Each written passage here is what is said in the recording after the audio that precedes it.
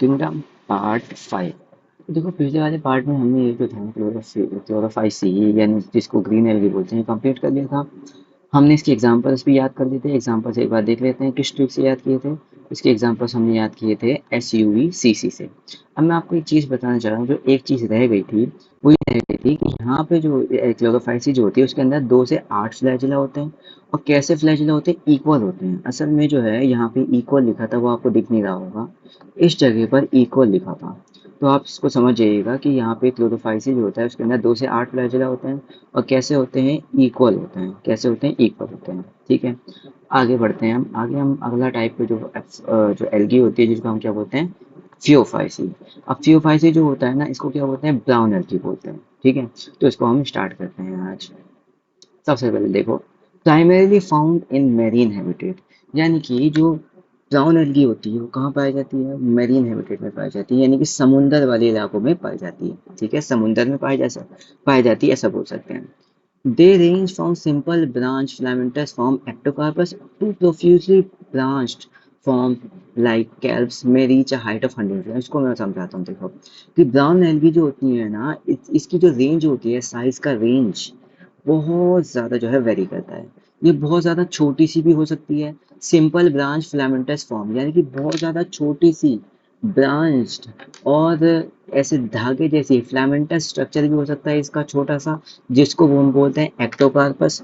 और profusely branch, यानी कि बहुत ज़्यादा टहनियों वाली और बहुत ज़्यादा मैसिव फॉर्म, बड़ी फॉर्म ब्राउन एल्गी की, जैसे कि कैल्प होती है, वो भी हो सकती है। तो यहाँ पे कुल मिला के बताना चाह रहे हैं कि ब्राउन एल्गी बहुत छोटी भी हो सकती है, बहुत बड़ी भी हो सकती है। छोटी का इन्होंने एग्जाम्पल दे दिया एक्टोकार्पस, और बड़ी का एग्जाम्पल दे दिया कैल्प। अब इन्होंने कैल्प के बारे में एक इंपॉर्टेंट जानकारी दी है। कैल्प जो होती है ना, ये समुंदर के अंदर ये बड़ी बड़ी प्लांट बॉडीज बनाती हैं।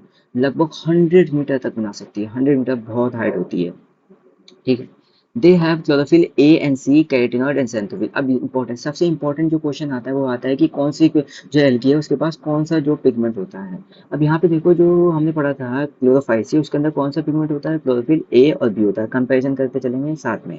अब ब्राउन एल्गी के अंदर कौन सा क्लोरोफिल होता है? A और C होता है। A और C होता है। उसके साथ उन्होंने और भी बताया है कि इसके अंदर कैरोटीनॉइड पिगमेंट भी होता है और xanthophyll पिगमेंट भी होता है। ठीक है, vary in vary in color from olive green to various shades of brown depending upon the pigment fucoxanthin। सबसे इम्पोर्टेंट बात कि इनके अंदर जो ब्राउन कलर होता है ना, इनको ब्राउन एल्गी क्यों बोलते हैं? क्योंकि ब्राउन कलर की होती हैं। अब वो जो ब्राउन कलर होता है वो किसकी वजह से होता है?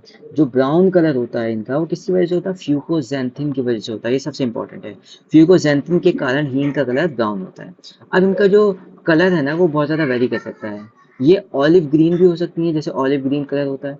और ब्राउन जो होती है उसकी भी कई सारी शेड्स होती हैं। तो ये ऑलिव ग्रीन से लेकर के ब्राउन की कई शेड्स तक इनका जो है कलर हो सकता है। और वो इनका जो कलर है, मतलब जैसे लाइट ब्राउन है, डार्क ब्राउन है। ठीक है, तो कितना डार्क है या कितना लाइट है वो डिपेंड करेगा फ्यूकोसेंथिन पिगमेंट पे। अगर फ्यूकोसेंथिन पिगमेंट ज्यादा होगा तो डार्क ब्राउन होगा, कम होगा तो लाइट ब्राउन होगा। ठीक है, अब इम्पोर्टेंट बात मैं बताता हूँ कि देखो, क्लोरोफिल पिगमेंट का होना अलग बात है और जो कलर वाला पिगमेंट है उसका होना अलग बात है। जैसे यहाँ पे जो क्लोरोफिल पिगमेंट है वो A और B है। वो क्लोरोफिल पिगमेंट A और B है, और क्लोरोफिल पिगमेंट की वजह से ही A और B क्लोरोफिल पिगमेंट की वजह से ही इनका कलर ग्रीन होता है, क्लोरोफाइसी का। ठीक है, अब यहाँ पे देखो, ब्राउन एल्गी में भी क्लोरोफिल होता है A और C, लेकिन वो डोमिनेंट नहीं होते, यानी ज्यादा मात्रा में नहीं होते। ज्यादा मात्रा में कौन सा पिगमेंट होता है? ये फ्यूकोजेंटिन। इस वजह से, और फ्यूकोजेंटिन कैसा कलर देता है? Brown colour. इस वजह से ब्राउन कलर होता है। ठीक है, तो कंफ्यूजन नहीं रखनी है। Food storage as a complex carbohydrate which may be in the form of laminarin और मेल्टोल। अब बात आती है फूड स्टोरेज की। ठीक है, कि यहाँ पे देखो मैं कंपेयर करते चलता हूँ कि हमने जब यहाँ पे पढ़ा था ये रहा पॉइंट, ये वाला, कि जो क्लोरोफाइल्स ये होती हैं उसके अंदर फूड जो होता है किस फॉर्म में स्टोर होता है? स्टार्च की फॉर्म में। हमने पढ़ा था कि पायरेनोइड्स जो होते हैं वो स्टार्च को स्टोर करने का काम करते हैं, और पायरेनोइड स्टार्च के अलावा प्रोटीन को भी स्टोर करते हैं। फिर हमने इसमें एक एक्सेप्शन पढ़ा था कि कुछ ग्रीन एल्गी ऐसी भी होती है जो ऑयल ड्रॉपलेट की फॉर्म में फूड को स्टोर करने का काम करती हैं। फिर उसके बाद हम पढ़ेंगे कि ब्राउन एल्गी के अंदर जो होता है वो फूड कैसे स्टोर होता है। तो ब्राउन एल्गी में जो होता है ये कॉम्प्लेक्स कार्बोहाइड्रेट की फॉर्म में फूड स्टोर होता है, और उनका नाम क्या है? लेमिनेरिन या फिर मैनिटोल। अब यहाँ पे लेमिनेरिन बोल सकते हो या फिर मैनिटोल बोल सकते हो। ठीक है, कि इनके अंदर फूड ब्राउन एल्गी के अंदर या तो लेमिनेरिन की फॉर्म में स्टोर होगा या तो मैनिटोल की फॉर्म में स्टोर होगा। Cells have cellulosic cell wall usually covered on the outside by gelatinous coating of algin. यहाँ पे देखो, अब इनकी जो सेल्स होती है ब्राउन एल्गी, जो उनकी जो सेल वॉल होती है वो कैसी बनी होती है, सेल्यूलोज की बनी होती है। देखो यहाँ पे लिखा है सेल्यूलोज की बनी होती है। और इस सेल्यूलोजिक वॉल जो है इनकी, उनके बाहर एक जिलेटिनस कवरिंग होती है। जिलेटिनस कवरिंग क्या होती है, एक टाइप की कवरिंग होती है जिसको बोला जाता है जिलेटिनस कवरिंग। किसकी कोटिंग होती है, एल्गिन की। ठीक है, जिलेटिनस कोटिंग होती है एल्गिन की। अब एल्गिन क्या होता है, एल्गिन मैंने सबसे शुरू में बताया था, एल्गिन क्या होता है, एक हाइड्रोक्लोराइड सब्सटेंस होता है। ठीक है, उसके बाद बात करते हैं protoplast contains plastid central vacuole and nucleus. तो मतलब प्रोटोप्लास्ट, देखो प्रोटोप्लास्ट कई बार आ गया, मैं फिर से बता देता हूँ। कोई एक सेल है, उसकी सेल वॉल हटा दो, बाकी सारी जो चीजें बची उसको बोलते हैं प्रोटोप्लास्ट।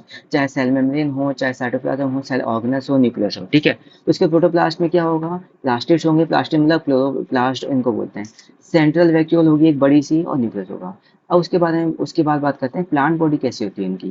तो जो प्लांट बॉडी होती है वो सबस्ट्रेटम से अटैच रहती है। सबस्ट्रेटम क्या मतलब होता है, कोई भी जमीन, ठीक है, उसको बोलते हैं सबस्ट्रेटम मतलब जमीन। तो इनकी जो प्लांट की बॉडी होती है, पेड़ जो होता है ये सबस्ट्रेटम इन जमीन से जुड़ा रहता है होल्ड फास्ट के द्वारा। अब यहाँ पे देखो मैंने एनसीईआरटी के डायग्राम बनाया हुआ है, ये लाइट कलर का दिख नहीं रहा होगा आपको। ये जो नीचे जो पार्ट है ना, होल्ड फास्ट मतलब एक तरीके की रूट्स हैं, रियल रूट नहीं है, ये एक टाइप की रूट है, उनसे जुड़ा हुआ रहता है।